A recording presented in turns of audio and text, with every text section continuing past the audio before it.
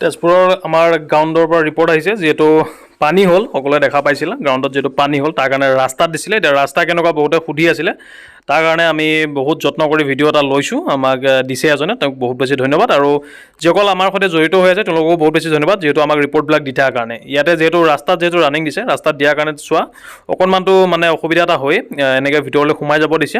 খুব ধুনীয়া ৰাস্তা, বৰষুণ দিলেও এইবিলাকৰ ৰাস্তাত কেতিয়াও একো প্ৰব্লেম নহয়, যিহেতু পাকা ৰাস্তা। ফৌজৰ ৰাস্তাবিলাক কিন্তু পাকা ৰাস্তাই থাকে, কোনো অসুবিধা নাই। জোতা পৰিধান আমি কৰিব লাগিব, খালী ভৰিৰে এইবিলাক ৰাস্তাত ৰানিং কৰা সচৰাচৰ নহয়। সেইটো কাৰণে আমি জোতা পৰিধান কৰি ৰানিং কৰিব লাগিব। যিসকলে জোতা লৈ নাই যোৱা তেওঁলোকে এইটো ভুল নকৰিব, জোতা লগত সদায় ৰাখিব।